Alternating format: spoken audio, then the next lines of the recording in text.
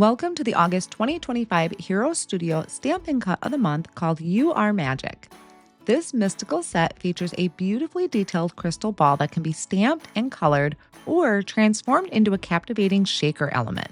The set also includes coordinating sentiments like You Are Magic, Don't Hide Your Magic, and Stay Spooky, plus magical accents such as fluttering moths and sparkling stars.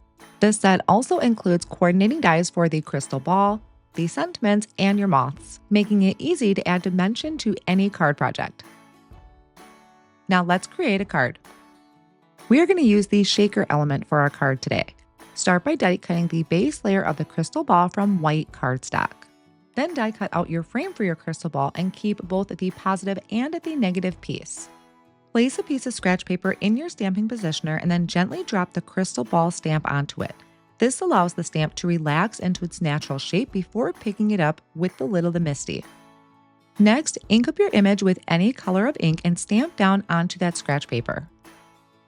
Place the negative piece of your die cut over the stamped image, then fit the die cut into the opening. This ensures perfect alignment for a clearly stamped and die cut result.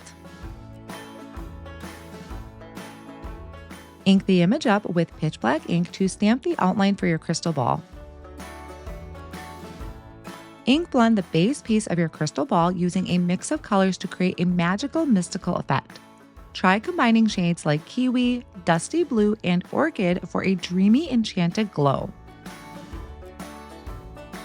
If you're subscribed to the whole studio, you'll receive a bonus stencil this month that adds even more magic, designed to create soft, mystical clouds inside the crystal ball for added depth and enchantment. Tack the stencil in place and go over with these same colors.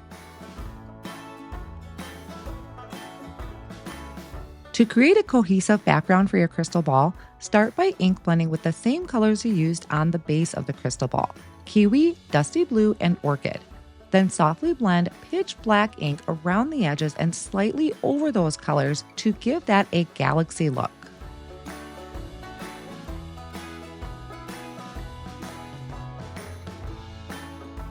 Splatter your design with a mix of a white acrylic spray and a little bit of water.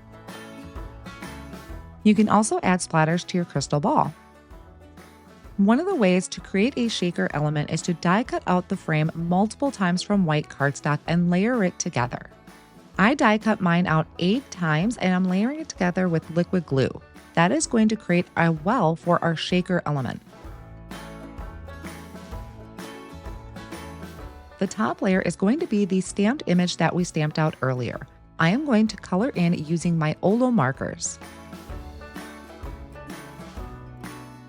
Die cut out the base piece of the crystal ball from acetate and add your top layer over the acetate using liquid glue. Then place your window on top of your stacked die cuts. Add the shaker mix of your choice into the well, making sure that they are spread out evenly.